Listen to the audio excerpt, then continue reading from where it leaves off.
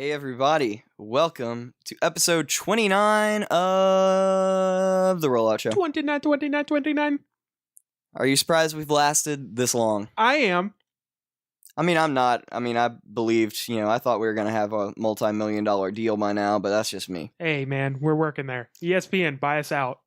Yeah, please buy us out. Even if somebody just wants, to call some other show the Rollout Show, just send us an offer. We're willing to negotiate. Thank you for joining us again on this momentous occasion. And we decided to change things up last week by not starting with baseball hell anymore.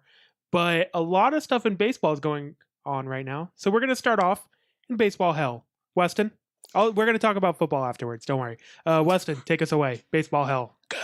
It is not baseball hell. This is the postseason, ladies and gentlemen. The postseason. I've watched a game. Which is actually means is a big deal. If Bradley's watched a game, then... I watched, not a full game. I watched part of a game. Oh, what game? The Red Sox-Astros game. Oh, today? Today, yeah. Okay. Which is game 3 for all of you all listening at home. Yeah, the Red Sox scored 10 points, I think. 10 runs? 10 yeah. runs. Same thing. They're a point. Shut up. Don't be so needlessly pedantic. They scored 10 runs against the Astros. When I stopped watching the game because I had other obligations and could no longer watch, it was actually still a 1-run game. So I guess I was the good luck charm for the Red Sox since I stopped watching. You let them down. You let the Astros down. I let the Astros down. It doesn't matter, though, because our boy Verlander pitches game 4, and then it's going to be over. Oh, yeah. JV, straight varsity. Boom.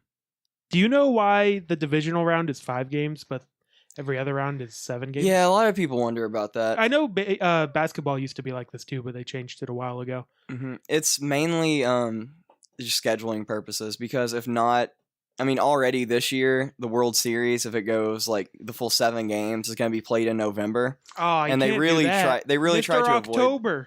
avoid. They really try to avoid that. It's happened in the past, which is why Jeter got the nickname Mr. November, because he had a really big game in the World Series and it was on November 1st. That's stupid. Nobody likes Jeter. I never said that, but I may have some different views on Jeter than most people. Weston but we'll just hates Jeter. I don't hates him. I don't hate Jeter. I like some of the things he does. I dislike some of the things he does. But Jeter. Most people out there seem to just have like the heart eyes emoji for Derek Jeter, and I am not one of those people. Dope reference, man. Dope reference. Thanks, man. You gotta keep it 2017 over here. Okay, give us a quick update on what's going on with baseball. Okay, so the divisional round, if you missed the wild card games, the Diamondbacks won a thriller against the Rockies. It was a great game. Great game. Archie Bradley, a 3-run triple. He's had 4 at-bats in his career. He's a relief pitcher, which is kind of wild. That is crazy. Oh man, you should see, that guy was so pumped up. That's like me hitting a triple. Honestly, it really was like you hitting a triple. Except, he's probably about 40 times better than you swinging a baseball bat. 40? That's an understatement. Yeah, it's an yeah. You've seen me swing a baseball bat. It is not a pretty sight. At least you swing a little bit better than you throw. Wow. I'm sorry. Wow. Why take a shot like that, man? And it's not even accurate. That's true. You're actually much better. Accurate. You can throw a baseball much better than you can swing. I'm better at throwing than swinging. I think the first time you actually had your hands in the wrong spot. That's not surprising. It's like me in a golf club. That's also true. You at Top Golf is a sight to see. Yo, you got to go for the red ones in the front, man. If you've never been to Top Golf before, it's basically they have like targets out in a big field, and you're on a driving range and you try and hit the balls, and the little red ones in front are like 10 yards away. And I just chip them in there. Especially if you're, the 3rd story of Top Golf, and then it's basically just straight gravity, taking it there. But hey, if you hit it in the red target every time, you win. So that's right. Strategy. That's sure, man. It's strategy. Doing it. But anyway, so the Diamondbacks won the NL wildcard game, facing off against the Dodgers. They're down 0-2 right now. They've been fighting back in every game because they've actually had a pretty big deficits in each game. But in game 1, they ended up hitting 4 home runs off of Clayton Kershaw, which he ended up winning the game, but it still goes to the whole narrative of Clayton Kershaw isn't really that good in the playoffs. So weird. Do you think it's a mental thing? I mean, I guess it has to be a mental thing because he's one of the best pitchers ever. It's honestly a mental thing, and for him, partly it's bad luck because there's also certain teams that you just don't match up well against for some reason, and usually, like the first few years of Kershaw's career, he would always have to face off against St. Louis, and for whatever reason, he just does not pitch well in Busch Stadium, and people like Matt Carpenter have really good numbers against him, and it just doesn't really make any sense, but some people just pick up the ball well against you, and you just can't really pitch against them. So, I mean, he pitches well against them in the regular season, but usually in the playoffs, you get taxed a little bit longer. You have more pitch counts, a higher pitch count, and then his ERA in the 7th inning of a playoff series is like 20. That's real high. Yeah, that's pretty ridiculous. Higher than my ERA. I mean, considering in the regular season, his ERA is like 2, and some years lower. So, yeah, he's really good, but there's just certain guys. David Price is another one. For whatever reason, he's really good in the bullpen in the playoffs because he came up as a rookie and was the closer for the Rays when they went all the way to the World Series. Right. And he pitched 4 innings of shutout relief today against the Astros. But for whatever reason, he has like a 6 or 7 ERA in the playoffs whenever he starts. Well, he's never won a playoff game, right? No, he's never won a playoff game. He's got, I think... You like that little juicy tidbit there? Good. I'm impressed, man. Thank you. I'm proud. I'm proud on the inside. Like, that's good. But anyway, so you got that series going on. Greinke is going up in Game 3, and a little tidbit about that wild card game. Greinke ended up coming out after the 4th inning because the Rockies rallied all the way back against the Diamondbacks. And instead of celebrating with his teammates as they're all spraying champagne in the clubhouse, he was actually in the weight room with headphones on, just glaring at the wall and just lifting weights. He's a little determined right now because he's a little intense. And he's also going up against his former team. He was trying to stay in LA, and then they wouldn't, just give him the couple extra million he wanted, so he went to Arizona.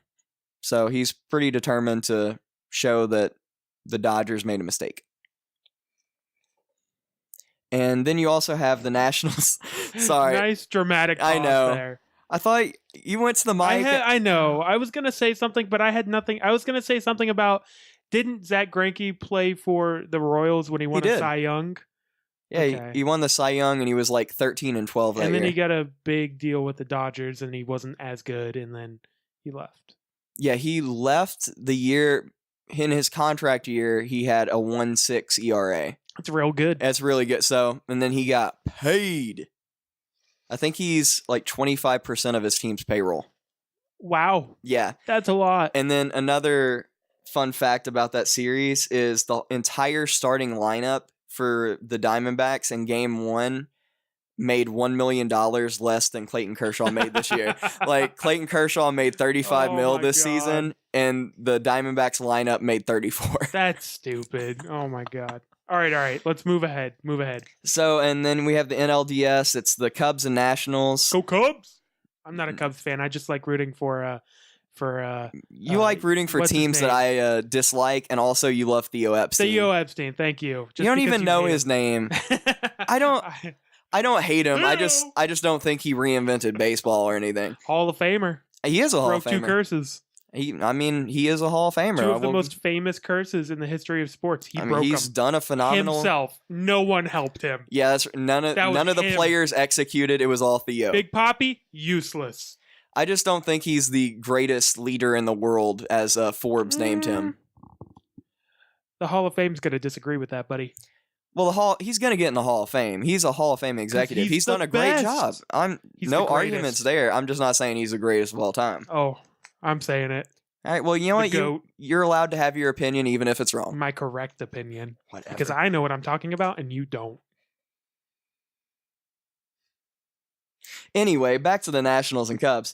So it's tied 1-1. The Nationals rallied in the 8th inning to take the lead against the Cubs. A couple of homers. Bryce Harper capping off the comeback. Big home run, second deck right field off of Carl Edwards Jr. And we got ourselves a series. Carl Edwards is a NASCAR driver. Yeah, except he's retired now. He's from Missouri, too. Fun Wow. fact. You got Wikipedia pulled up or something? Actually, no. That's just one of the Just trying to useless. one-up me? That's just one of the useless facts I know. Yeah, thanks a lot. Let's move on. Anyway, please. so we also have the Indians and Yankees. The Indians are my pick to win the World Series, and I'm thinking they're the team of destiny right now because they were down 8-3 in the 5th inning. Corey Kluber got lit up, and then the Indians rally all the way back to win that game in the 13th inning against the Yankees and against that lights-out bullpen New York has, which is crazy. You're not supposed to win those games. When your ace gives up 8 runs, and then you're going up against like the best bullpen in the league. Well, regardless of the bullpen, if your ace gives up 8 runs, you're not supposed to win. Oh no, you're not supposed to win at all. Large deficit. Not only did your ace give up 8 runs, you lost your biggest power hitter in the first inning to an ankle injury. I mean, you're not supposed to win those games. That's the thing that just completely ends most teams. And then the Indians rally all the way back, and they're playing as we speak right now. And the Indians can wrap it up tonight in New York. I believe it's 0-0 in the 5th as we speak. Awesome. It's Masahiro Tanaka on the mound for the Yankees against... Nice pronunciation. Thank you. I like Tanaka. He's a good pitcher. And I honestly do not know who's starting for the Indians right now. I apologize. Do you need me to look it up? Yes. Do you have it pulled up right there? I can. Give me one moment. Okay. Just, fill time. This is a fill time song. Fill time song. We're filling. We're filling. So if you didn't know, the Twins lost to the Yankees in the wild card game. It was really emotional, and a lot of people said that's the loudest they've ever seen Yankee Stadium. So Carrasco. Oh, Carlos Carrasco. Yeah, awesome. That one. That's what my gut told me, but I wasn't confident enough to say it. Anyway, so Carlos Carrasco up against Tanaka. Carrasco's got really good stuff, high strikeouts, but sometimes if he gets a lot of runners on, he kind of crumbles a little bit occasionally. But we'll see if he's able to tune out all the noise in Yankee Stadium and finish the series out for the Indians. And then we also have the Astros and Red Sox. The game Bradley actually watched some of today. Yeah, boy. It's Astros leading 2-1, and as we commented earlier, Verlander going up against... Honestly, I do not know who the probable starter is for the Red Sox since they basically just have been using their starters in the bullpen as well. So we'll see who they announce as their Chris Sale, even though he got lit up game 1. It's probably Chris Sale, but it's Chris Sale at home, so we'll see if that makes any difference. But he's only had one start in his career in the playoffs, and it wasn't good.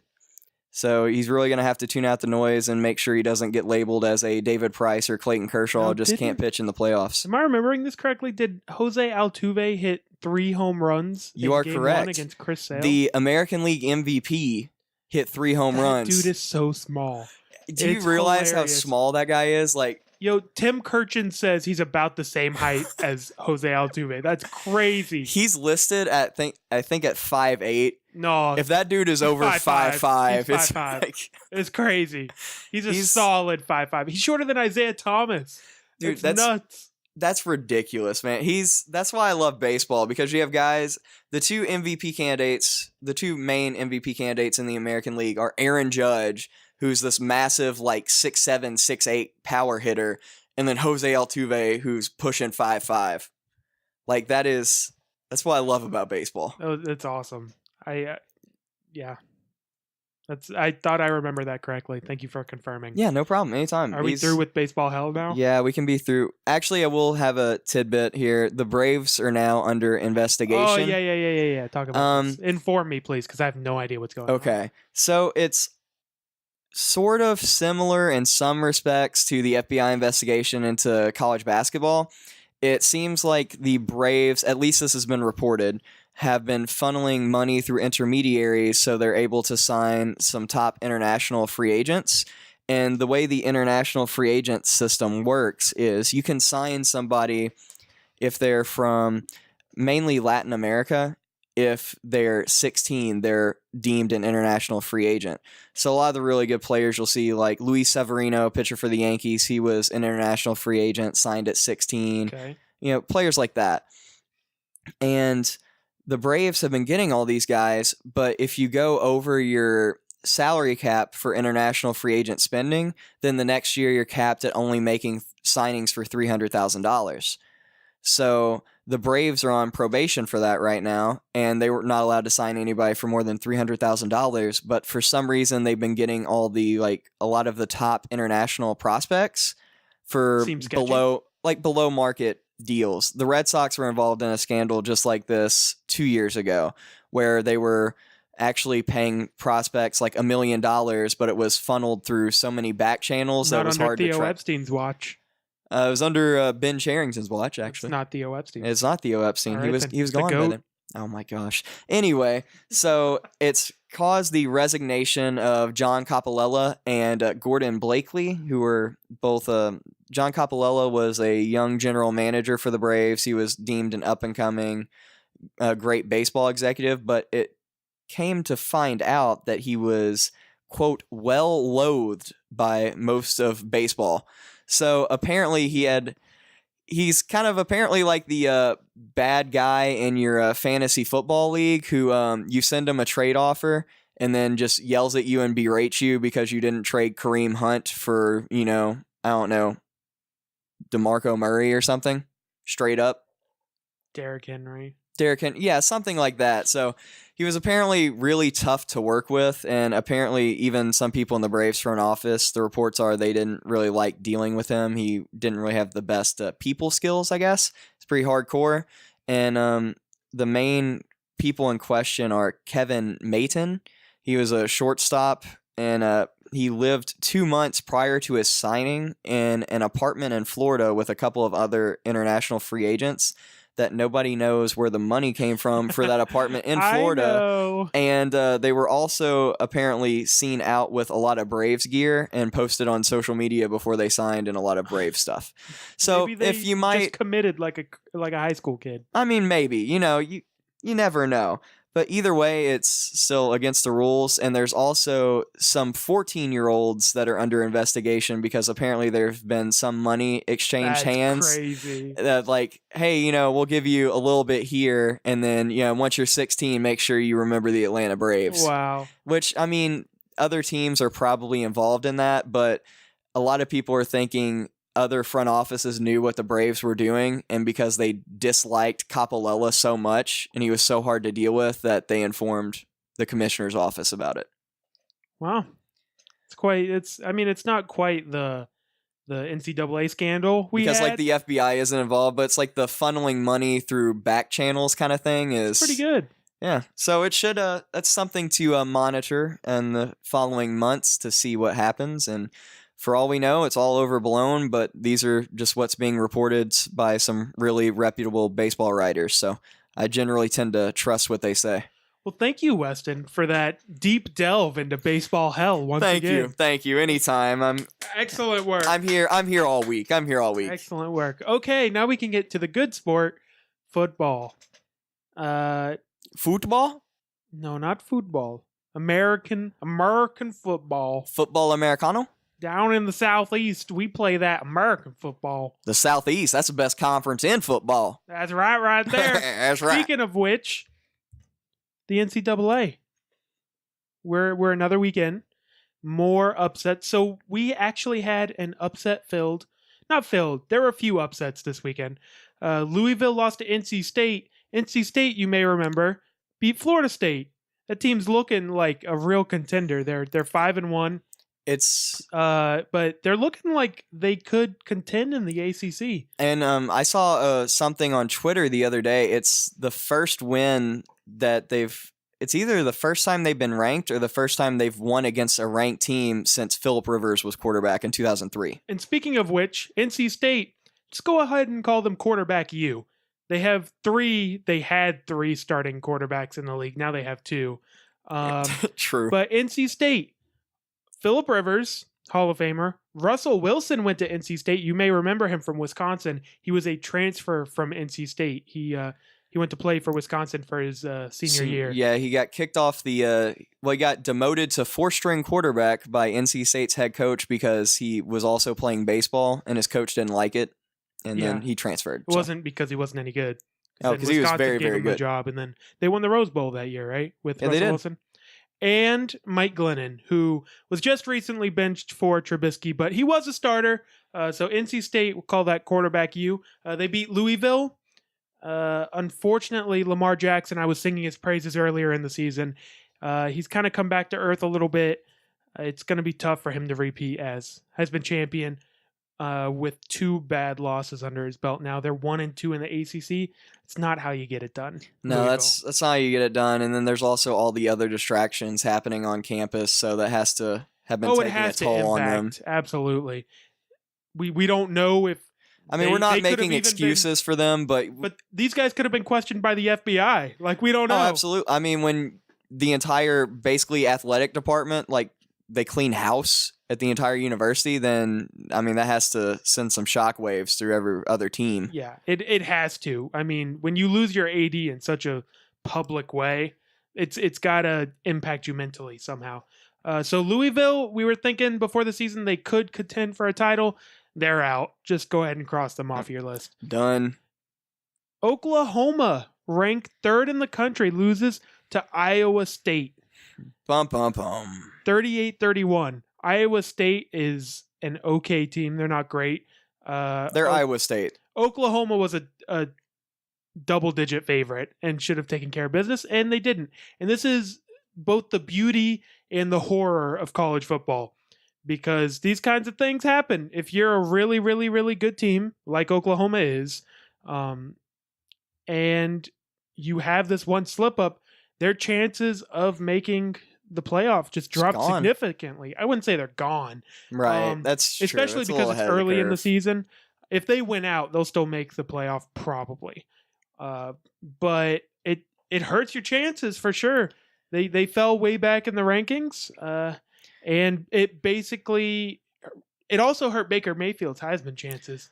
Well, it definitely did. And it's different when you lose to a team like Iowa State versus you win then you lose a really close game against somebody like Oklahoma State, your big rival who's also a really good team. If it was something like that, then I think Heisman voters could look past it a little more, and also their playoff chances could be a little higher. But it's because it's like it's really a trap game that they just lost. They went up to Iowa State and then just couldn't get anything going. Yeah, and what you described right there was basically what happened to Michigan. Michigan lost to Michigan State, which is their number 2 rival. Michigan State, even though they aren't nationally this year, they're not ranked this year. They always have a really good football program. Oh, absolutely. Always have a great running back. Always have a great running back and a stout front 7. And they won 14-10. They shut Michigan down, won a pro-style ground and pound kind of game. That's right. And that's how Michigan State does it. So the college landscape as the season goes on is starting to shape up nicely. The playoff, well, forget the playoff. It's tough to predict the playoff at this point just because you have so many one-loss teams. Right. Like Oklahoma could very easily run the table and still get in the playoff. Same with Oklahoma State because they have one loss. And these undefeated teams could lose. Like Washington right now is looking poised to make the playoff again, and they could very easily lose. But I think there's a very clear upper echelon of college football right now. I think it's 3 or 4 teams. I'll say 4 out of respect for Penn State because I haven't seen them play a lot this year, but Saquon Barkley is a monster. So I'll say 4. I'll give Penn State some love. You got Alabama. No arguments there. I mean, Bama is the dynasty of all dynasties. I mean, they're the standard. Yeah. I mean, let's be real. They will be ranked number 1 every year until we have reason to believe otherwise. You have Clemson, which Dabo has done himself a job in Clemson. I'd say it's 1A and 1B Alabama Clemson more than 1-2 because those are two great teams. Not only did they replace Deshaun Watson with Kelly Bryant, who looks every bit as good as Deshaun Watson, but that defense is just as stout as it was the last couple of years, even though they've lost pieces like Shaq Lawson. Like they just keep retooling, and it's very impressive. It's that's why I was thinking they were going to have a little bit of a down year this year, like maybe be a 2 or 3 loss team because I mean you can't like you have so many playmakers you're missing and you have to replace over a season. But I mean, like you said, give credit to Dabo because he was able to just, all right, next man up. Here we go. And usually the only team when they lose star defensive players primarily, I just assume the defense is going to be fine, is Bama. Just Right. because Nick Saban is the best in the country at recruiting defensive players and developing young defensive talent into superstars. And Dabo he's really showing off his recruiting chops right now and his development chops, where he's got these young players playing at a really high level, replacing these superstars. And it seems like he's focused on his team as a whole, not like you've heard at like different schools where he really only cares about the top guys and working with them. And then that's how you see the fall off at different institutions, because if you focus too much on your star players and you don't work to develop the rest of your guys, then once those star players leave or there's an injury, then you're not prepared. And that exact comment was Kirby Smart's. We're going to get to Georgia. Georgia's on the list. But when Kirby Smart took over the University of Georgia football team, he said the very top players at this program, the starters, can win a national title. It's the depth that is lacking. And you have to have, on the defensive line in college, they play so many plays. You have to have like an 8-man rotation on that defensive line just to compete. And that's what he did at Alabama. Because we were talking about a couple of weeks ago, Deshaun Hand was the number 1 recruit in the country, and he didn't start till his junior season. Just because he was stacked. And he was getting playing time, but there's so much talent in front of him, and he needed to grow and learn from those guys, and now he is the star. And that's what Kirby Smart's trying to do at Alabama. Make sure you have really quality players and have a lot of depth so you can rotate people in and out. So you don't have the situation what happened to Georgia a few years ago where you lost 4 wide receivers in one game and then you just couldn't do anything about it. Yeah, Georgia's receiving core still needs some work. So number 3, officially number 3 is Penn State, but I don't care. Number 3 is Georgia on my rankings, okay? Really? I have been a University of Georgia football fan since I was a young child, and my dad put an UGA jersey on me. That's probably not a joke, but I'm not 100% sure. It probably happened. I know your dad. That happened. Yeah. I have never seen the University of Georgia defense look like the University of Alabama defense. It is fast, with crazy speed at the linebacker position, and really aggressive ball hawking DBs. It is impressive. Georgia has had probably not. I think of the top 3, Clemson has had the toughest road. I think Louisville, out of all the teams Bama and Georgia and Clemson have faced, I'd probably put Louisville number 1. I don't know. Mississippi State's pretty good. And Florida State in that game was supposed to be really good. And they were good until they lost Francois. So that's fair. Georgia's taken care of business against every opponent, which is something they had not done before with Mark Richt. They handled a really good Mississippi State team, and I've been impressed. With every stage of the ball, other than the quarterback situation, which please, Kirby Smart, if you're listening to this, please put Eason in because he's way better than Fromm. And Fromm should have thrown 4 picks in that Tennessee game, and he got lucky. Better lucky than good. No, that's not the case. You would prefer your quarterback to throw a ball away than to throw it into the defender's hands. Hey, man, this is Les Miles style of football right here. You want the riverboat gambler behind the center. That's all I got to say. I'll just leave it at that. You want Les Miles on the field behind center? I don't think you do. I don't think that's what you want. He's got a lot of heart. And then number 4, Penn State. I haven't watched them play a lot, but they've been dominating, and their running back is a monster. Saquon Barkley and Gesicki, the tight end, very good. Very good. Number 1 at their respective positions. Oh, yeah, absolutely. And McSorley, it's basically, he makes some really crazy plays every once in a while because he's pretty mobile, but it's really just make sure you don't make a mistake because Iowa almost got them. That pass should have been intercepted in the end zone that ended up being the game-winning score for Penn State, but as long as you learn from that and then keep going, but you can't end up finding yourself late in the season and then make a crucial mistake because then your chances are over. But, I mean, Michigan's offense still looks limited because they don't have the quarterback that Jim Harbaugh really wants. And Ohio State seems to have taken a small step backwards. I think this is really Penn State's year to take the conference if they want it. Like, I don't think Michigan will get better every year with Jim Harbaugh until they're at the top, in my opinion. Jim Harbaugh is a great coach, and he's one of the best recruiters in the country. And once he gets a real quarterback in there, because their quarterback, he's fine. He's a lot like Chad Henne. Like, he's just okay. Once he gets his kind of quarterback back there, Michigan will be a team to be reckoned with. And I think Urban Meyer is still a decent coach, and Ohio State will be fine going forward. So if you're Penn State, this is really the year. You're going to lose a lot of this talent next year. You got to take it while the opportunity's in front of you. I absolutely agree. And then also, we have kind of soured on our opinion of him over the years, but James Franklin is one heck of a recruiter in his own right. And he's a good coach. The problem that Weston and I have with James Franklin was his pitch to Vanderbilt recruits, because I understand the system of recruiting in NCAA. I don't like when you lie to a high school kid to his face. Like Will Muschamp used to do this, or not used to do this, but when he was the coach at Auburn, or no, he was the defensive coordinator at Texas, and then left for Florida. Where was it that he straight up lied to the kid's mom and he was like, I'm going to be here forever.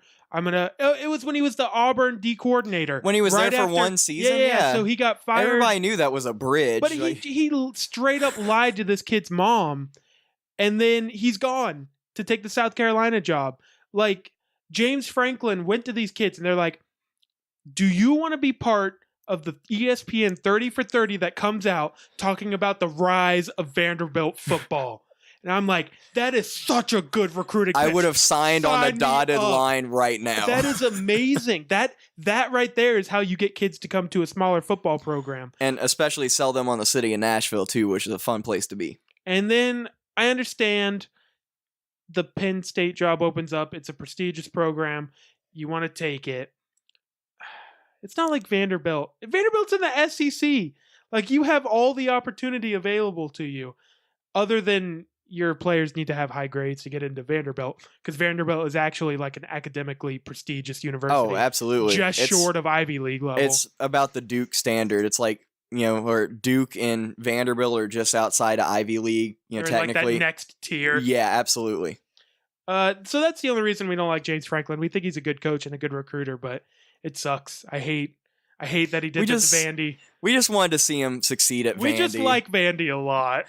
Even though we're more fans of other schools in the SEC, we just still like Vandy. I mean, it's hard not to like Vandy. It's like liking Duke. Like, they're just the good guys. I mean, they shouldn't be competing in that it's the conference. Nerds. It's like Stanford. It's nerds out there. And they're schools that don't or at least publicly, and they don't seem to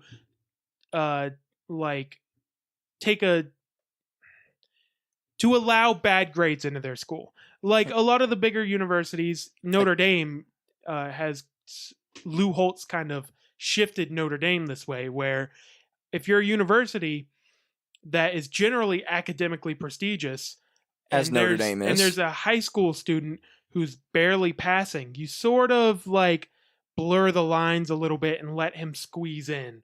Whereas Vandy and Duke and Stanford, it doesn't really fly. You got to make the grades to get into the school. And that's what I appreciate about it. How do you agree with me that those are the top four? I would almost say top three of the sort of upper echelon of college football right now. And we've talked about this off the air, but it's honestly, I would say, yes, those are the top three teams in college football right now.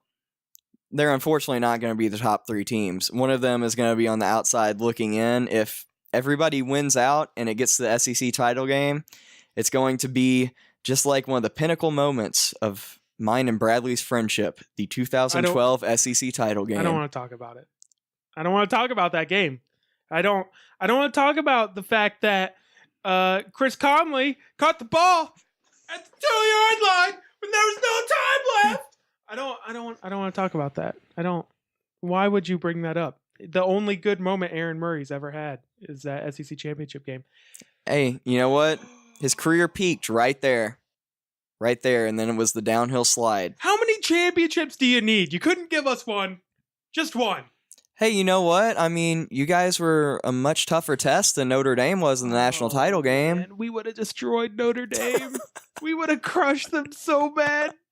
Ugh. Ugh.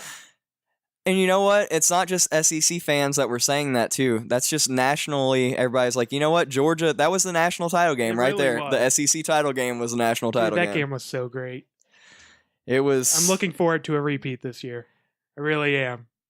You're confident. You like Kirby's chances. I'm more confident than I was in 2012, just because everyone loved Aaron Murray, and I was not about it. He's, in my opinion, the most overrated quarterback in the history of SEC football. You know what? You have always said that, and I will respect that. That wasn't just, the Bradley just being a salty Georgia fan. He was one of the few Georgia fans that was like, Aaron Murray, he's Overrated. good, but he's not. He's fine. He's not Matt Stafford or anything. I saw him miss too many open passes. Like, if you miss a wide open guy several times in a game, like, you're not great. It's, right. By definition. Anyway, so yeah. College football being dominated by those three teams right now. Clemson is great. Props to Dabo. And, Bama's probably going to win it all again. But I hope my Bulldogs do well. Heisman. Who do you think's going to win it before we move to the NFL? Right now, if I had to put any money down on it, it's Saquon Barkley. I mean, he's the front. Amazing. He's amazing. We'll see what happens, as the season wears on, because you want to make sure he's staying fresh and everything, not getting overworked. But right now, it looks like it's his award to lose. He reminds me like an identical copy of Todd Gurley. Watching him, like, he breaks arm tackles. He's got the speed. He's got the vision that you can see when he returns kicks. Todd Gurley used to do that too. He can catch him out of the backfield and burn you upfield. He's great. He's real good. All around running back. The other two finalists right now would probably be Lamar Jackson and Baker Mayfield. Both. Lamar Jackson, he won it last year without his team being amazing. I think that's going to hurt him this year because I do too. Because his team had higher expectations this year. Last year, he really came out of nowhere, and that team came out of nowhere. And when they almost beat Clemson, it was sort of like a moral victory. Right. But this year was supposed to be the year they took the next step. And he's done a good job of trying to make himself a more, not pocket passer, because you never want to get rid of what makes you special, but more of a gunslinger. Right. And he's done a good job of that. But that team, he's carrying them, but they're not getting enough wins.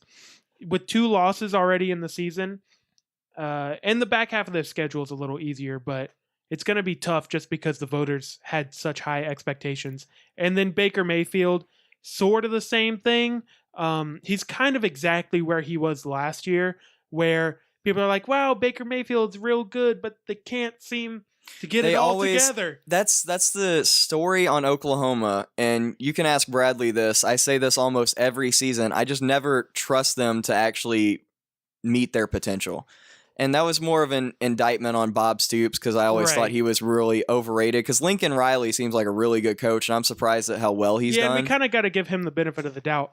But it is surprising how good that team is, considering how quick the turnaround of him taking over was. Oh, I know, because it was so late in the game where Bob Stoops is just like, well, I think I'm just going to step away.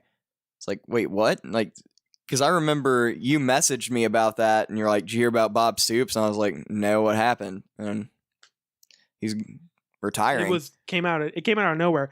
And I mean, it's one of those things. I'm happy for him. It seemed like the university didn't pressure him to leave at all. It was completely his decision, and he's just roots on the Sooners now and hangs out with his family. And I mean, he's made all the money in the world the last 10 years. You know what? Good on him. Really, more than 10 years. How long?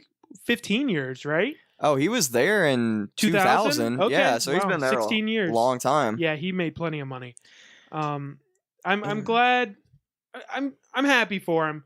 He got a national championship early in his career, and he hadn't really done much since. But yeah, Oklahoma's pretty good, but not great, it seems like. And if I would round out a couple of different people who I'd keep an eye out on, potential my top 3 Heisman favorites right now. The sleepers. The sleepers. Okay. I got a couple of sleepers. I'm ready for Luke Falk from Washington State because he's really, really good. I and like if that. Washington State runs the table, then I can definitely see him being in New York because there's no reason why he wouldn't be there. Yeah, agreed. And then also, just because this is the top team in the country, Oh, God. you have to watch out for Jalen Hurts. If he puts it all No. together, that's a long shot. His numbers aren't good enough, man. Like, you can wish it all you want. His numbers just aren't good enough. And I've heard some conversation for Minka Fitzpatrick being in there, defensive back for Alabama, but it's really tough for defensive players to get invited. I would love to see a defensive player win it. It hasn't happened since Charles Woodson, right? Right. But Beat Peyton Manning. It doesn't happen. That's It's why sad. I've seen his name pop up and he's been a sleeper pick because he's really, really good and he's going to be a first round pick. It's just, especially as a DB, you just don't get the numbers. right. That's Like, that's the tough part. If you're a linebacker that gets 175 tackles in a season, or if you're a D end or an outside guy that gets 25 sacks, I could see it if it's a weak class, sort of like the year Johnny Manziel won when he really shouldn't have. It was just right. It was just there was nobody else. Yeah, he won it by default. I could see that happening as a DB. It's really tough, especially when you're really, really good, because that means no one's throwing your way. Exactly. So you don't get the picks. That's the thing with Fitzpatrick. That's what happened to Jalen Ramsey when he was in school. He's amazing in the NFL now, but the question when he was coming out was, does he have hands? Can he track down the ball? Because he had no interceptions. Because no one ever threw to him. That was like Nnamdi Asomugha when he became a free agent. It was just everybody was trying to sign him and paying as much as they possibly could, but it was like, is he actually good? Because nobody's thrown his way in 3 years, so we don't really know if he's still good or not. But that sort of implies that he is good, right? Because no one's thrown his way for 3 years. It's the cornerback position is weird, man. Like, as a safety, you can get those picks by rating the quarterback, and you can get the tackles from the run game. As a corner, it's tough. Okay, I think that's it for NCAA football. That was a great conversation. Now, the moment you've all been waiting for, the NFL. So, it's Sunday. Football's going on right now.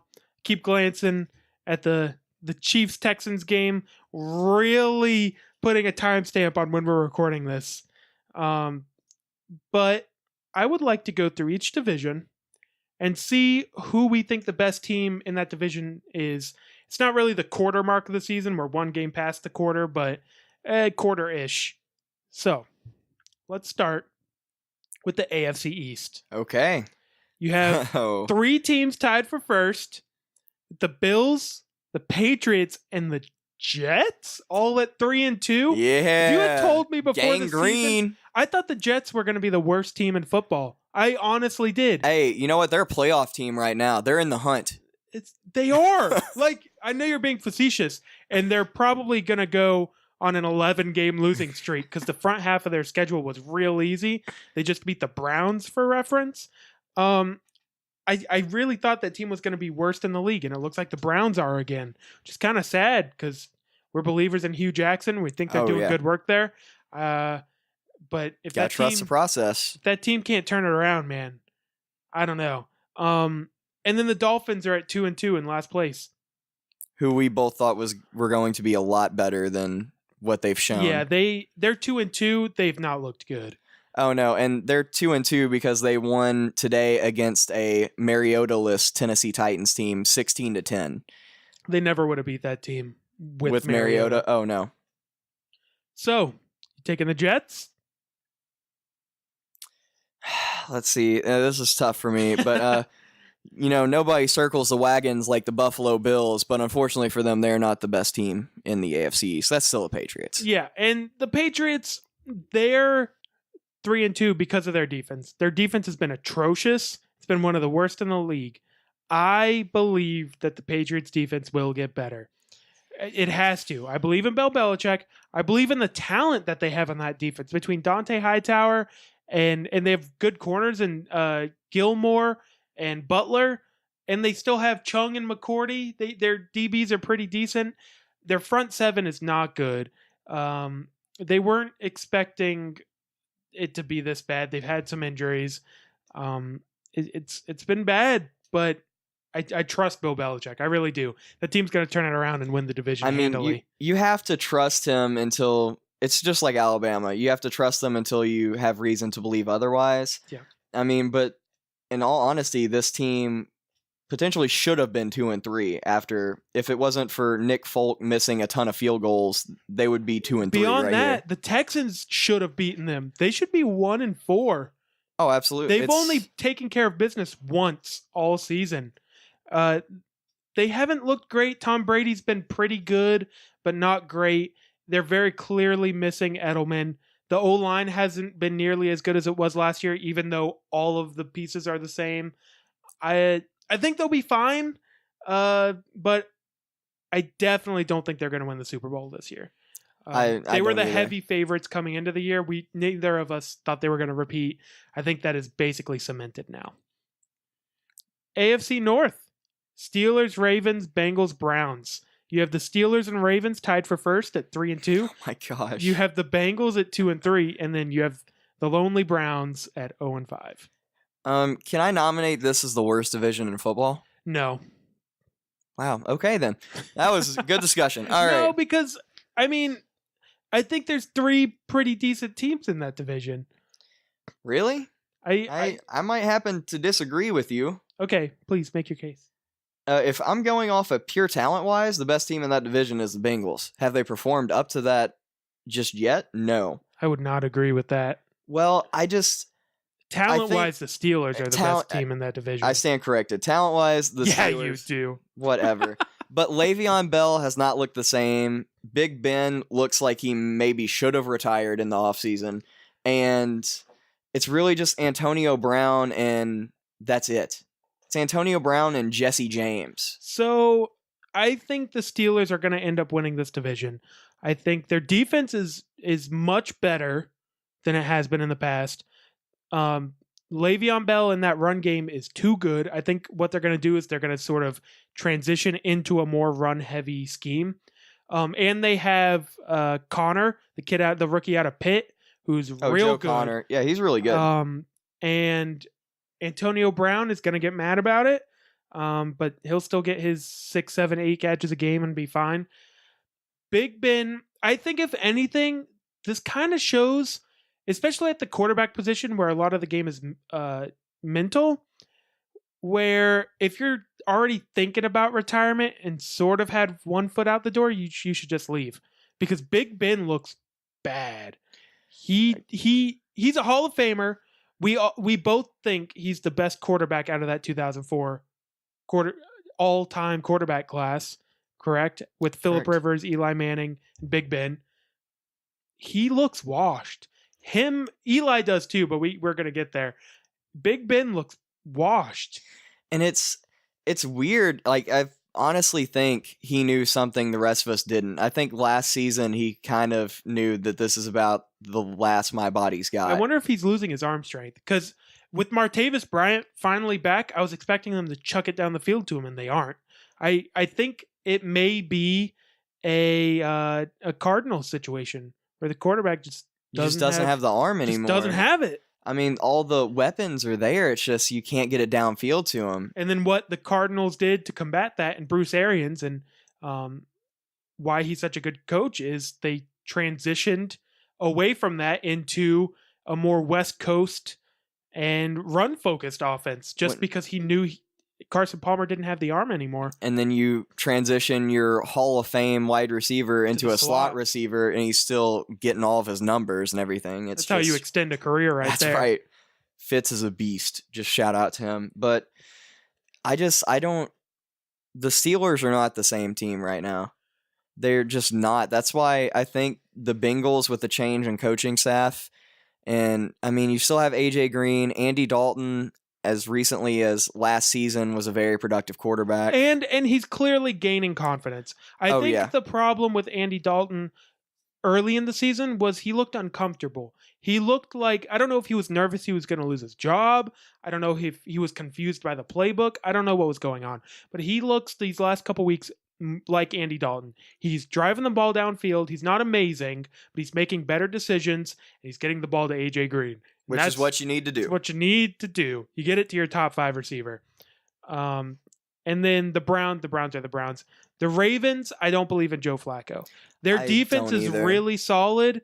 Their offense is atrocious. They have the best kicker in football by far. He is their offense. It's just their running game. You don't know which of the running backs to trust week to week.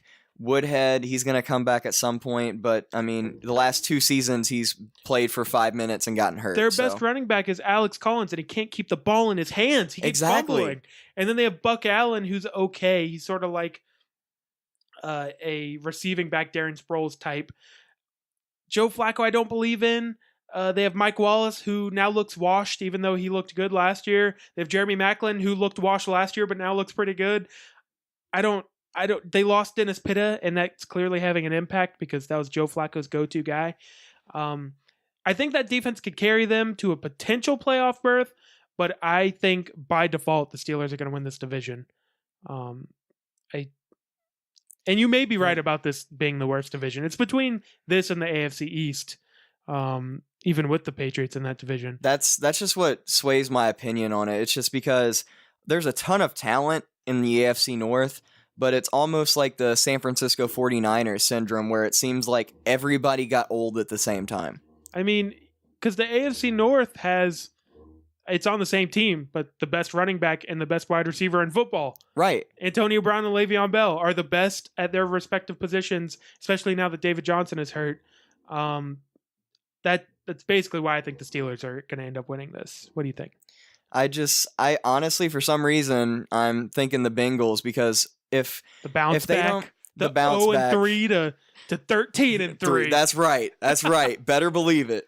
Honestly, the Steelers do not look the same to me, and I don't know if it's Le'Veon Bell just not being in football shape right now or something going on, or maybe the organization's mad at him, he's mad at the coaching staff. Something is going on there where he doesn't look fine. He doesn't look quite as good, but I don't think it's him. I think it's that O-line. That O-line has... So Le'Veon Bell, if you don't know, I don't know why you're listening to a sports podcast if you don't know about Le'Veon Bell. He has a very, very unique running style where most running backs, they see the hole, they hit it full speed. Le'Veon Bell sort of trots in a weird, patient kind of way until he sees a hole he really likes, and then he'll dart through it. But he's the most patient runner in the history of the NFL. I'm just going to say that. It's real weird to watch until you get used to it. But the issue with that is it only works if you have good run blocking. And their run blocking this year, I don't know if it's just the fact that they didn't get to work with him as much in the offseason, but it's just not as good, and he's not finding the holes. He's been fine. Like fantasy-wise, he's been great. But I think they're going to start focusing on him a little bit more in the offense. And honestly, I don't think they have a choice because Ben looks washed. He just threw 5 picks in a game. And granted, it was against the best duo of corners in football in the Jags with Jalen Ramsey and Boye. But 5 interceptions. That's not acceptable. It's just not. That's real bad. Real bad. Okay. So you went with the Bengals. Interesting choice. I like it, though. It's bold. Bold. That's right. That's what I do here. AFC South.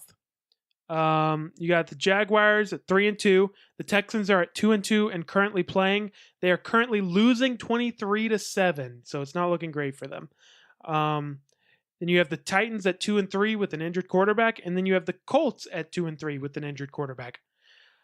This division is a mess. As it seems to always be every season.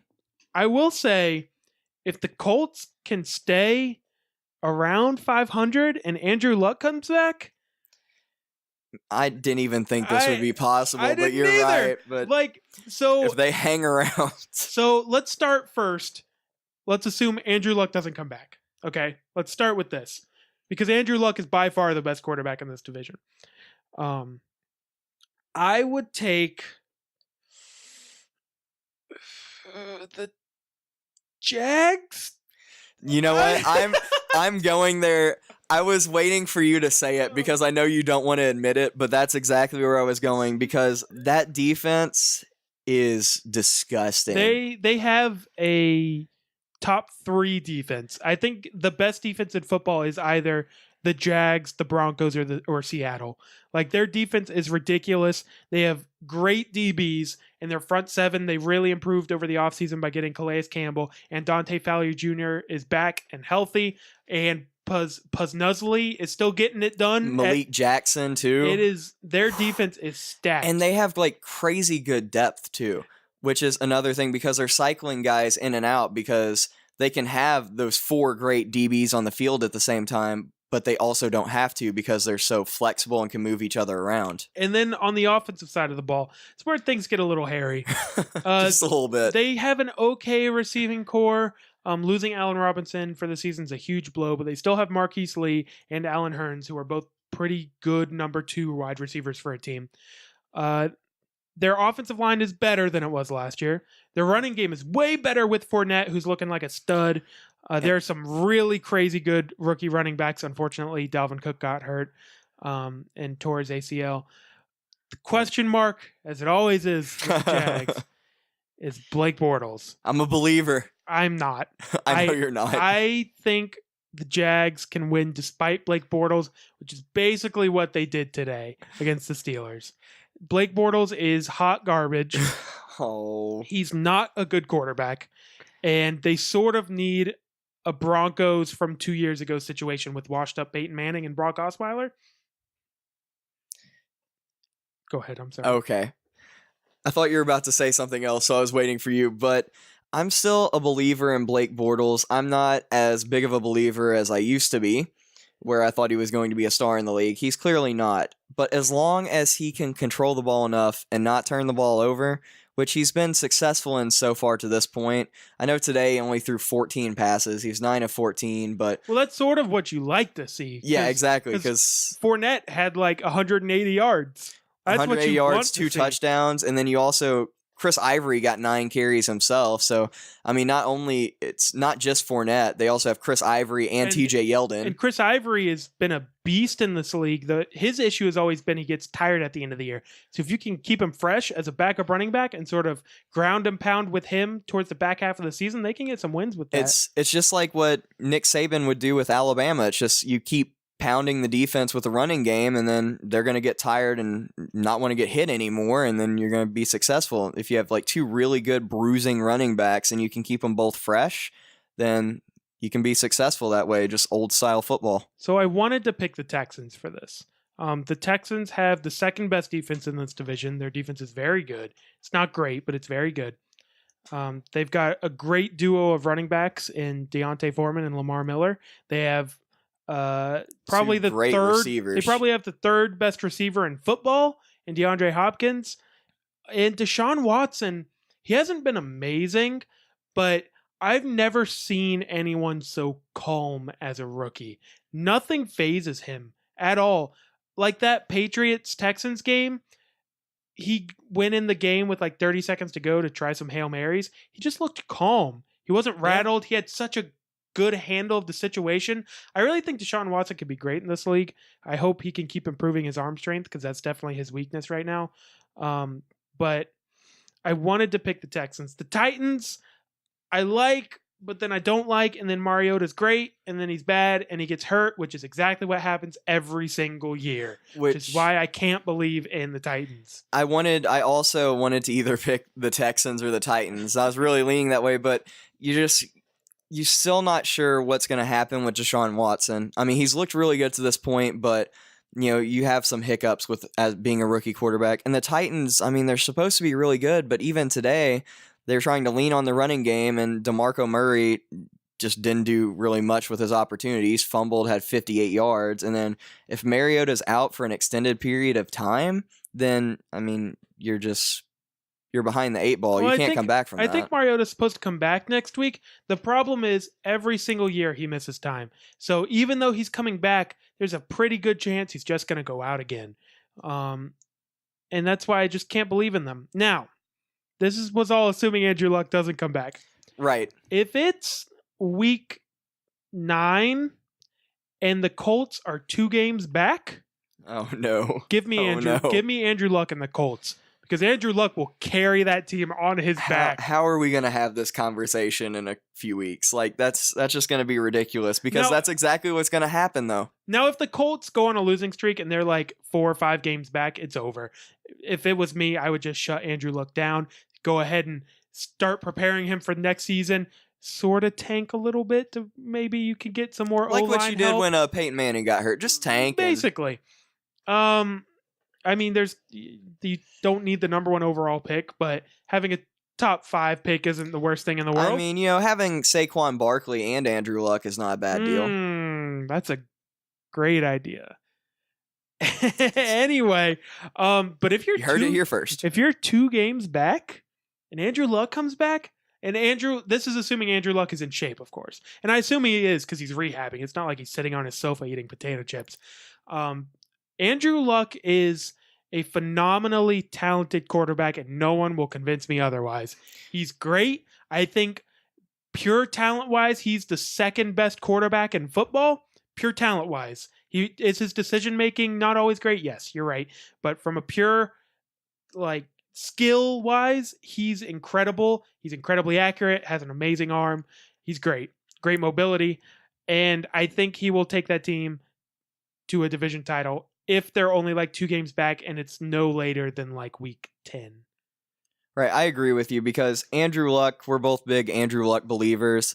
We're just more disappointed in the situation he's surrounded with seemingly every season. They're always either the oldest team in the league or close to it, and either everybody's injured, Andrew Luck is injured, or, he hasn't had the best time in his career. And he hasn't been given amazing opportunity. He carried that team to playoff success his first couple years. And it masked a lot of holes they had, which they didn't seem to want to admit that they had. AKA his O-line, which gets him awful. Destroyed. Because watching Andrew Luck with a clean pocket is second only to watching Aaron Rodgers with a clean pocket. Right, which is why it's going to be good, because Ryan Kelly is coming back. And if they can get Ryan Kelly back and Andrew Luck, then the Colts could actually do some things. And their defense is a little better. Their DBs are still kind of trash, but their front 7, their run defense, has been pretty good this year. It's improved. The Colts being 2-3 through 5 games without Andrew Luck is a surprise. Just leave it at that. Especially after seeing them in week 1. Okay. AFC West. Let's finish off the AFC here. Kansas City, 4-0. Look like the best team in football. I'm a little concerned just because they lost Eric Berry, how they're going to do against tight ends going down the stretch. If they get matched up with the Patriots in the playoffs, I worry that Gronk will just shred them, because Eric Berry was able to shut him down in their matchup early in the season. The Broncos look legit. The Raiders don't look legit. And the Chargers, who finally won a game today. Yay, Chargers! In the matchup of teams that you thought were going to be much better than what their records show. Yeah, yes. The Giants and the Chargers. The matchup that I think might cost Ben McAdoo his job. This one, I think, is pretty easy. I think the Chiefs are going to win this division. The only way they don't is if they falter and the Broncos pass them. I'm going to go back to what I said in the beginning of the season, and I shouldn't have faltered on after 2 weeks. Oh my gosh. This is part of sports radio, man. The Raiders, overrated. Their defense is not nearly as improved as we were expecting it to be. Khalil Mack is still amazing. They still have no one around him. Derek Carr, he's hurt right now. First 2 games looked great. Next 2 games looked horrid. He did not look good in games 3 or 4.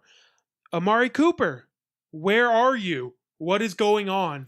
I have no explanation for that. You and I were so high on Amari Cooper, even coming into this year, because he's been good as a pro. I think what we're seeing is that Amari Cooper is not a number 1. The number 1 on that team is Michael Crabtree. And it's weird because they had this kind of dynamic duo thing going on in the beginning, because it was Michael Crabtree would get the touchdowns, but Amari Cooper would get the yards. But it's starting to, for some reason, just be that Amari Cooper is more like a number 2. I don't know why he hasn't taken the next step. I don't know. There's obviously I'm not reporting this. I don't know if there's some off the field stuff Amari Cooper's dealing with. I don't know if there's some health stuff Amari Cooper's dealing with. But this year in particular, he's looked not great. He's had bad hands, suffered from a lot of drops.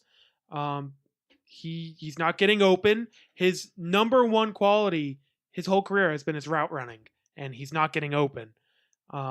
He doesn't look good, and I'm concerned about him because we both loved him coming out of college. We thought he was the best wide receiver coming out of college since the AJ Green and Julio class. Absolutely. And it's not been great. Because seeing what he would do in college when he was really the only offensive option on that quadruple team. covered, and he ran such crisp and precise routes, he would still get open. And he's not able to do it in the NFL, which is sad to me. I hope he can turn it around the same way Crabtree turned his career around. Absolutely, because, I mean, if anybody could be there to mentor him, it's really Michael Crabtree, who really was always deemed, I mean, he became a bust. And then he got to Oakland, went across the bay, and then... He's recovered his career, and he looks really good now when he can stay on the field. And then the Chargers, I mean, they're 1-4. I like the Chargers a lot. I think they have a lot of talent on both sides of the ball. I think they're too far behind at this point. I agree. It's just they have amazing offensive weapons, some great players on defense. It's just for some reason the Chargers can never together. Every season the Chargers can never put it together. They arguably have the best receiving core combined with tight ends in football. With Keenan Allen is a true number one. You will never convince me otherwise. He's great. Tyrell Williams is a great number two. Travis Benjamin might be the best number three in football. Hunter Henry is a top 5 talent-wise receiving tight end, and Antonio Gates is a top 5 red zone threat tight end. And then you also have to throw in Melvin Gordon and Mike Williams, who we haven't even seen play yet, who, I mean, there was a reason why he was the 7th pick in the draft. Even though neither of us think they should have drafted him because they're stacked at receiver. Right. But I digress. Then on defense, they have 2 great DBs. I think Jason Verrett has been hurt again this year. He's been struggling with injuries his whole He's done career. for the year again. Yeah. But they have Casey Hayward. They have Joey Bosa. They have Melvin Ingram. Melvin Ingram. Corey Liuget. They have good pieces on both sides of the ball, but that defense in particular just can't gel together and play well as a unit. And the offense, I really think it's their running game. Phillip Rivers is sort of getting older, and he can't sling it around quite like he used to. Not that he ever was a true gunslinger. He's kind of always been more of a touch precision passer, like a Tom Brady more than an Aaron Rodgers. But Melvin Gordon, you were expecting to have 1,500 yards this year, and he's just not getting it done on the ground. They need that run game to step up, but I think their season's basically over. I agree with you. Even with getting a win today, it was against another 0-4 team that's not very good in the Giants. Speaking of the Giants, NFC East? I assume you picked the Chiefs for the AFC West. Oh, shocker. I picked the Kansas City Chiefs to win the AFC West. They look like the best team in football. Okay, NFC East, one of the weirdly best divisions in football. I think they have 3 really good teams in this division. You have the Eagles at 4-1. They've won some close games, but those count. Carson Wentz has become, he's not one of the best quarterbacks in football, but he's one of my favorite to watch. He reminds me so much of Brett Favre. Like, he will just sling it in there like nobody's business because he trusts in himself. And unlike Jameis, it seems to work out more often than not. Like, Jameis has the issue of doing that, but it doesn't work out. There's some guys that have that knack where for some reason it works out for them. Carson Wentz had a play today where he evaded a sack, spun around, threw it up in the air to Aguilar, who caught it, ran down the field, and back-flopped into the end zone. It was great. Then you have the Redskins at 2-2. Kirk Cousins looks pretty good. Same old Kirk Cousins. Terrell Pryor had a bad start to the season. It seems like their chemistry is starting to get a little bit better. Jordan Reed needs to be able to stay on the field because he's one of the most dynamic tight ends in football. Need to figure out the running situation. Chris Thompson looks really good. Fat Rob is still technically their starting running back. We'll see what Samaje P. Ryan has happens. been okay, but their defense looks improved. Their front seven has been very good so far this season. They were the first team to sort of make the Raiders look mortal again, and they got to Derek Carr a lot, and the Raiders, we both think, have the second best O-line in football, so that was impressive. The Cowboys are 2-3. They're better than 2-3. They will not have a losing record at the end of the year. Agreed. They've had a tough schedule these first 5 games. The Cowboys are very, very good. Their defense isn't great, but their offense is extremely well balanced and very efficient and very good. And honestly, they've been in every game except that debacle in Denver. Second game of the year, because, I mean, they could have won today, but they're going up against Aaron Rodgers. All right, let's talk about that game real quick. Okay. Aaron Rodgers. I know you're dying to talk about this game. Stupid good. Okay, so 8 minutes left in the game. Cowboys get the ball. They're down, okay? They're driving, run, pass. It's so efficient. They drive it all the way up to the goal line, or like the 10-yard line. Dak runs it in. Yeah, we're up by 3 with a minute and 5 seconds to go. Packers have 1 timeout, okay? We're going to do it. We're so good. Oh, we left a lot of time on the clock. Oh, gosh. I'm getting flashbacks of last year in the playoffs. Okay. they're up by 3. That's about right. Aaron Rodgers gets the ball. By the way, Dak was amazingly impressive in this game. He had 1 pick six that was not his fault. It was off his receiver's hands. He's super efficient. I have been so impressed with Dak this year. I really thought he was going to take a small step back, and he really is taking a step forward. Very impressed. I digress. Aaron Rodgers gets the ball. He does what he does. Throws it to Martellus Bennett, 15 yards. Does it to Devontae Adams, 15 yards. All of a sudden, they're on like the 20-yard line with a 3rd and 10.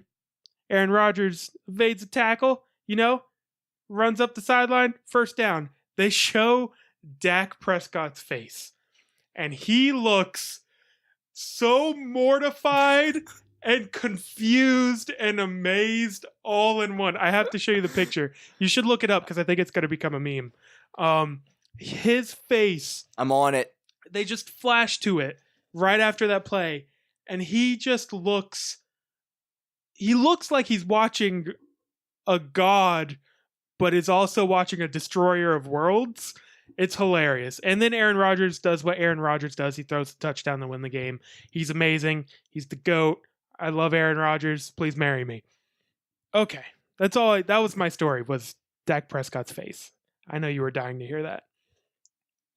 And then the Giants, 0-5, miserable Giants. Not getting any better. We did a topic soon. a couple weeks ago about which NFL coach would get fired first. I think we both said Marvin Lewis. We're wrong now. New leader in the clubhouse, Ben McAdoo. Ben McAdoo. If he is fired this week, I wouldn't be surprised. If they lose this weekend, I think he's done. I'd be surprised if he isn't fired.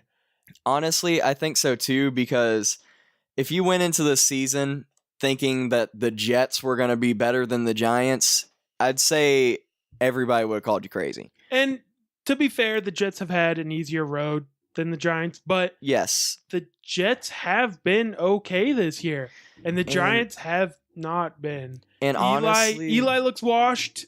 Their Odell's offense hurt now. Their offense looks constipated, and unless Odell is in there, they have no run game. Their supposedly elite defense is giving up big plays. Janoris Jenkins is doing his job, but no one else seems to be able to do theirs. It looks like everybody else got old really quick. Landon Collins isn't having the year he had last year.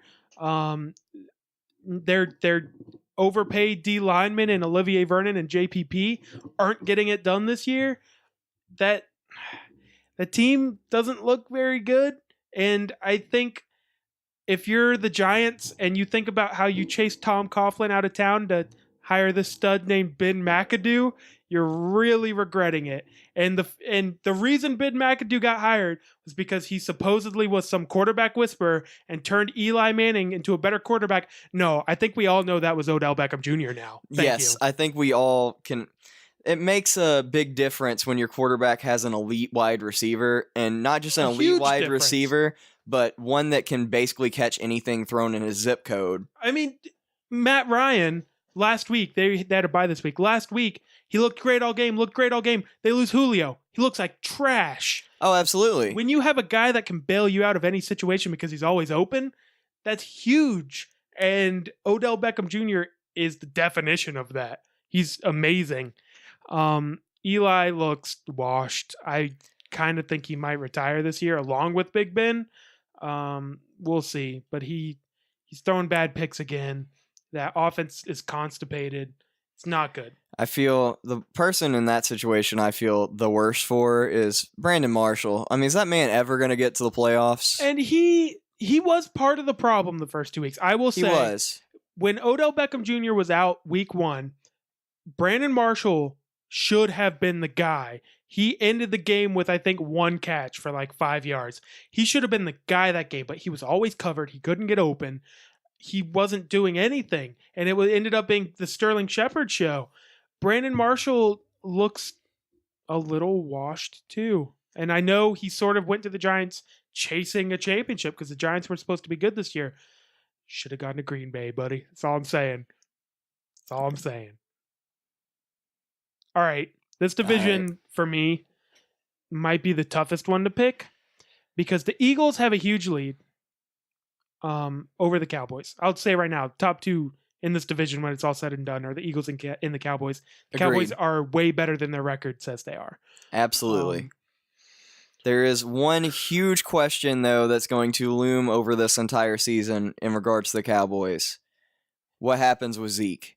Because, I mean, right now he hasn't been suspended, and it looks like he's going to play, but if, we get a notification in the middle of the show that all of a sudden the suspension is upheld and he has to sit out, then it's the Eagles. So with that said, let's assume the opposite, which I think is going to happen. I think this whole Zeke thing will be resolved in the offseason, and I agree with you. They're not going to touch it in the season. Zeke looked not great early in the season. He looks better now. So if I had to sort of dissect that, I would think maybe it was mentally getting to him early in the season, and as it's going on, he's just getting more and more into football and worrying less about the off-the-field stuff, just thinking can't do anything about it. What's going to happen? It's going to happen. Just got to focus on football. And he's looked better the last couple weeks. And I think that Denver game where he took a ton of heat and then just had to own it was really helpful for him because I think he was starting to take potentially maybe taking a few things for granted. You had like a really great rookie season, He took a lot of heat for something that was stupid. It was an interception that he didn't run back to make the tackle, but he wasn't really near the play. I don't know. It was weird. I understand. I don't know. It was a weird thing to get heat for. It was just the fact that he did that combined with the fact that he had a bad game. Mm-hmm. But their O-line got blown up. Any running back would have had a bad game against that D-line other than maybe Adrian Peterson 5 years ago. But I digress. If Zeke stays healthy, give me the Cowboys. I'm with you on that because if Zeke stays healthy, give me the Cowboys. I know close games still count, but you almost don't trust the Eagles. Like you want to trust the Eagles, but they were impressive today. They were very impressive today. This week was the first week where they were legitimately impressive on both sides of the ball. Carson Wentz looked sharp. Their receivers were great other than Alshon Jeffrey, but he was locked down with Patrick Peterson, so that tends to happen against the best corner in football. Which, I mean, is just fine. If you keep Patrick Peterson occupied and everybody else can have a good game, then that's good for Zach you. Ertz seems like he's finally turned the corner. Yeah, like how many times 2 years ago? Been burned by that guy for the past 3 or 4 years. He's finally turned the corner. Their O-line's better. Their defensive front's really good. Their DBs are improving as the season goes along. The Eagles are really good, and I think they're going to make the playoffs. But the Cowboys, I really believe in the Cowboys offense. It's the most balanced offense in football, in my opinion, from a pure efficiency standpoint. Dak doesn't turn the ball over. He works really well with his legs, kind of like Russell Wilson, where he runs and he picks his spots with his legs and doesn't take a lot of punishment. He's really accurate. Zeke is very good behind that top tier O-line. Give me the Cowboys. If the Eagles keep this winning pace up and it's week 8 and they're 6-2 and the Cowboys are 3 and they won't be 3-5. And they have their bye coming up too. It'd be 4-5. I don't know.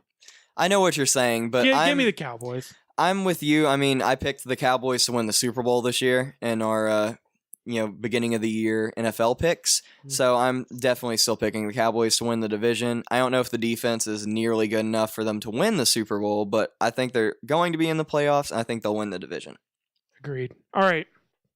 NFC North might be the best. Is it the best division in the NFC? It's tight. The NFC is pretty good this year. The NFC is pretty good because this might be the first year in a while that the NFC is better than the AFC. Because I mean, you look at the NFC South. I may have to give it to the South right now because just from top to bottom, I mean, all those teams could make the playoffs. That's very fair. All right, NFC North. You have the Packers at 3-1, won the big game against the Cowboys today. Aaron Rodgers is my boy. Woot woot. Detroit Lions lost a surprising game this week. They are 3-2. And they could have easily been 5-0. I was expecting them to win against the Panthers this week. The Panthers haven't been super impressive early in the season, but they've been better of late, and it's a statement win for Cam. The Vikings are 2-2. Cam and statements.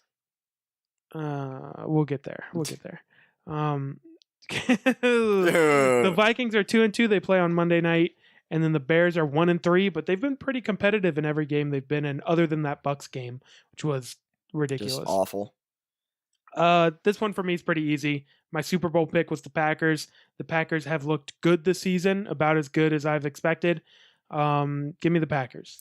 I'm with you. I'm begrudgingly kidding. Taking the Packers. I mean, when you have the best quarterback in football, you have to kind of pick them. It helps, yeah. They can pretty much sustain anything that happens to them just because they have that guy behind the offensive line. Absolutely. Okay. NFC South. You have the Panthers in first place at 4-1. Which is shocking to me. You have the Falcons at 3-1, the Saints at 2-2, and the Bucs at 2-2. So this one is tough. I think I would take... So, okay. First, Panthers. Let's go ahead and talk about this. Cam Newton, we're going to be brief because this is kind of old news.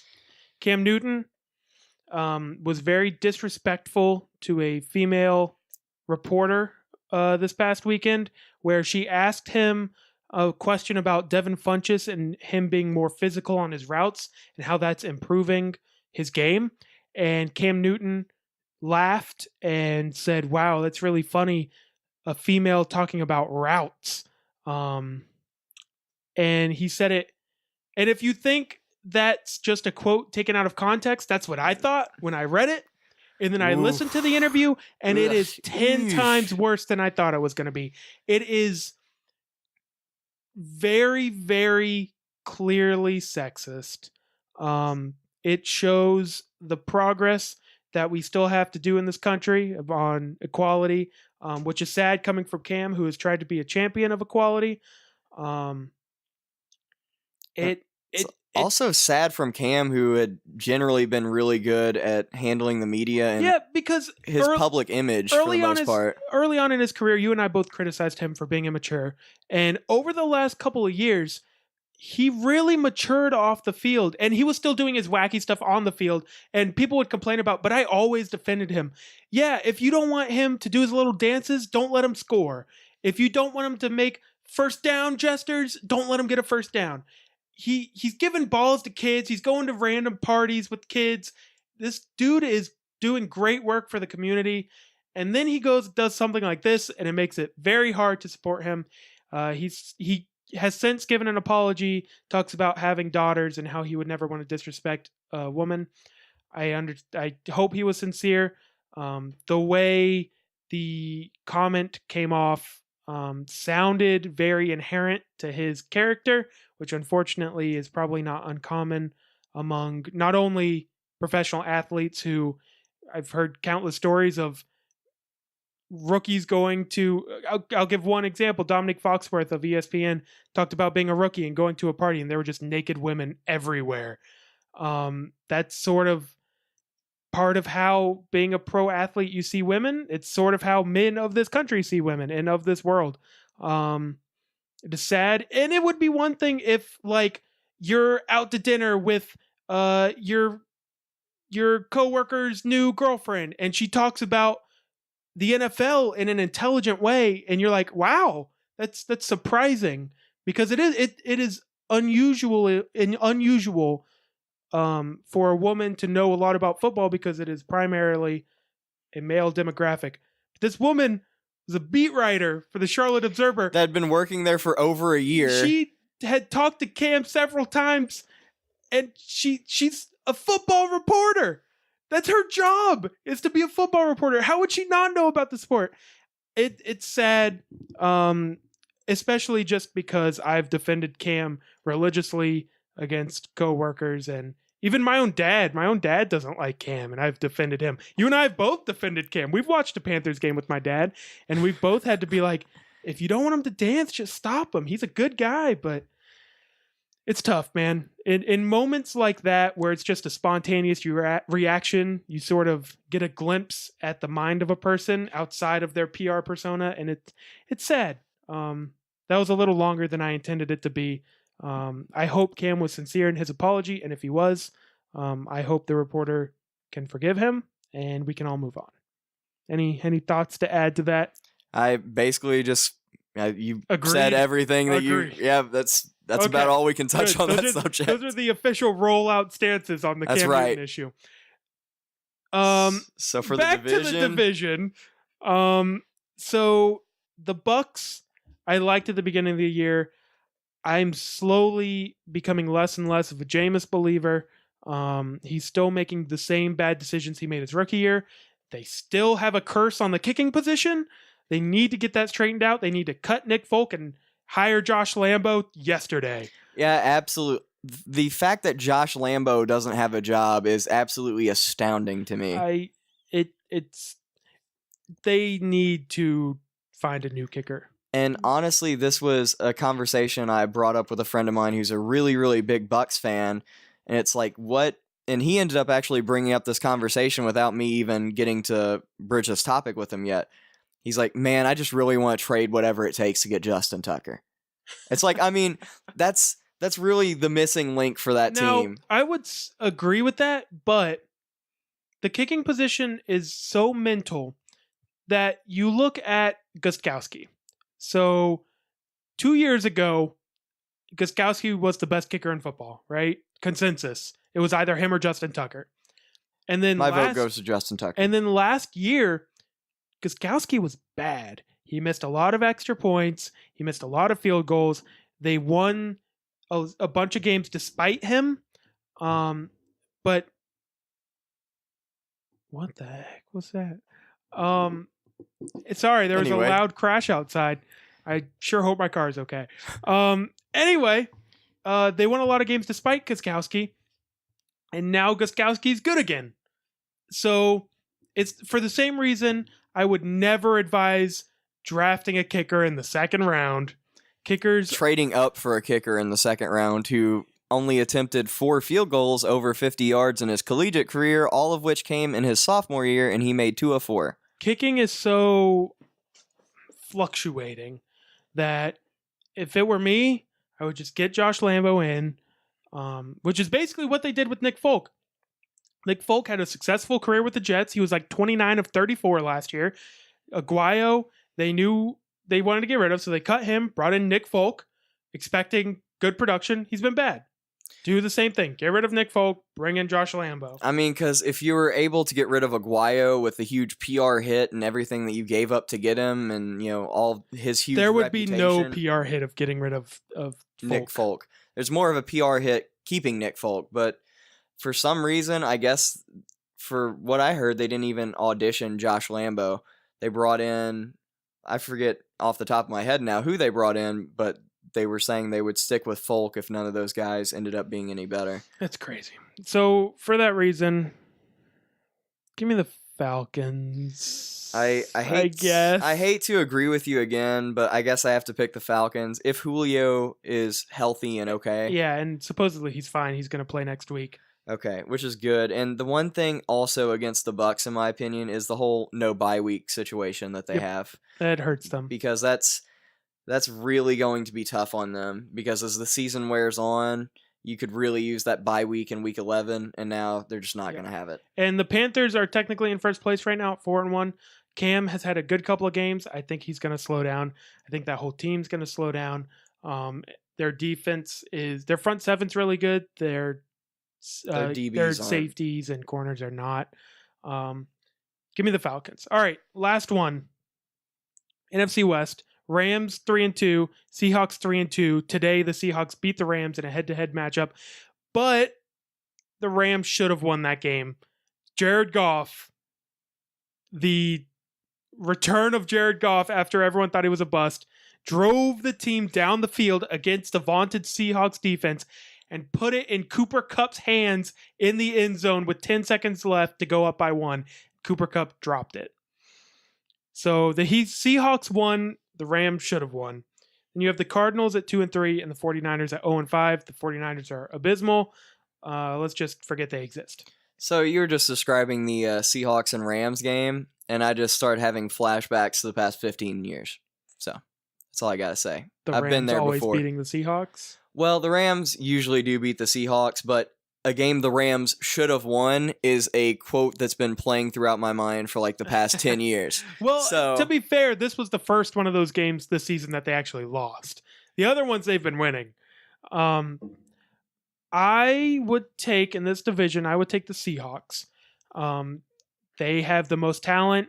Their defense is vaunted. The Cardinals, I think the loss of David Johnson is just too much for them, and Carson Palmer can't quite do it anymore. And then the Rams, I mean, Jared Goff was fine today. There was a clear drop-off of him versus the Seahawks and him versus the bad defenses he's gone against all year. This was the first real test for Goff. He wasn't horrible, but he wasn't great. Yeah, he wasn't. I mean, it was good that he put them in a situation to win the game, but at the same time, it was one of those situations where he was really good the last drive of the game, but before that, he'd thrown a couple picks that were his fault. He was making some good moves with his legs, though. I was surprised how fast he is. Yeah, he sort of got quick. Aaron Rodgers, Alex Smith type speed. He's looked impressive though. But give me the Seahawks. I'm with you. Give me the Seahawks. The offense is gonna have to click at some point, and that defense is still just nasty. It is. It's nasty. Frank Clark is turning into a beast. We had oh God, the guy they got from the Jets. Sheldon Richardson. Thank you. Wow. I need to Mizzou. What can you take to start helping your memory? Because mine's going fast. Honestly, I kind of want that for everything except with sports, because that seems to be the only thing I can remember. So Sheldon Richardson had a pick today. The first pick of his career. He looked good today. Then you had, of course, Richard Sherman, and Earl Thomas got a pick doing Earl Thomas things.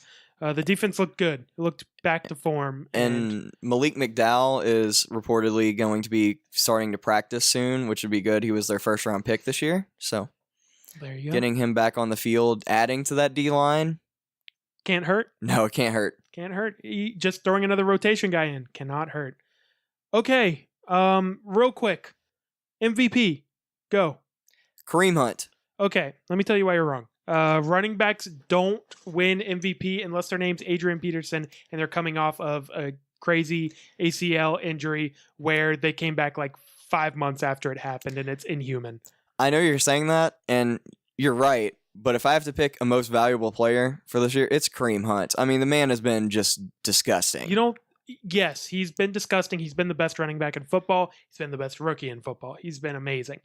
Alex Smith, in my opinion, has a lot to do with that, because Alex Smith has really opened this offense up where he's taking shots downfield. He's zinging it across the middle, and it's forcing other teams to play safeties back instead of in the box like they usually would, which opens things up for Kareem Hunt. I mean, look at Todd Gurley this year versus Todd Gurley last year. It's amazing what happens when you don't play against 8-man fronts all game.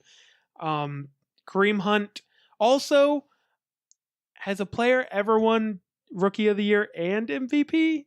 I don't think so. I don't know off the top of my head, but I mean, it's happened in baseball before. One other point. Last year, Zeke was amazing. Zeke finished behind Dak.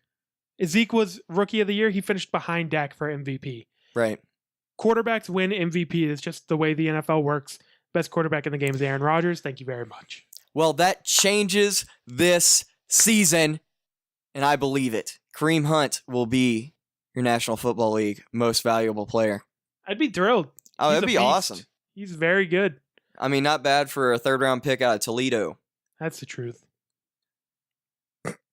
That's the truth. That's the truth. That's what Great analysis there.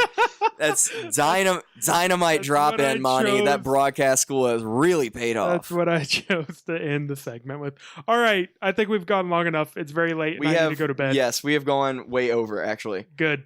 That's good to hear. That means it was a good show. It was a good show. Thank you all for listening. Our downloads keep going up, so please continue thank that. you. We appreciate your support. This is all made possible by you, the listener. Yada, yada, yada, other BS. Thank you. Wow. Follow us on the socials. We're on Instagram, even though Weston never updates it with pictures That's that I right. told him to put on there. We're on Twitter, where we are actually active, so please follow us on Twitter at The Rollout Show. You can check out articles at therolloutsports.com. We are working on the Rollout's official NBA rankings. That's so right. Be on the lookout for that. We're going to show ESPN why they're wrong on a bunch of players, i.e. Kyrie Irving. I.e. Blake Griffin. Yeah, for real. Thank you for listening. We appreciate you. Leave us reviews on iTunes, please. That really helps us out, and we want feedback. So either on Twitter or iTunes, we really want feedback. We know a lot of things that we're working on. We're working on an intro song. We're working on continued audio production improvements. I hope some of the improvements I've made are noticeable. We're trying to increase the production value of the show a little bit. Yes, we are. Bit by bit, It's a process. Hashtag trust the process. Hashtag trust the process. And joining us next week will be former GM of the Philadelphia 76ers, Sam Hinkie, telling us why the process really works. Could you imagine if we actually got Sam Hinkie? That'd be great. Hey, stay tuned. That's why you got to listen next week for episode 30. We got Sam Hinkie coming on. Or we may just talk about NFL and NBA again and a little baseball. Always got to take a trip down to baseball hell. It's the postseason. It's baseball heaven. Got to visit Theo Epstein in baseball hell. Thank you for listening. Thanks for listening. Goodbye. Bye.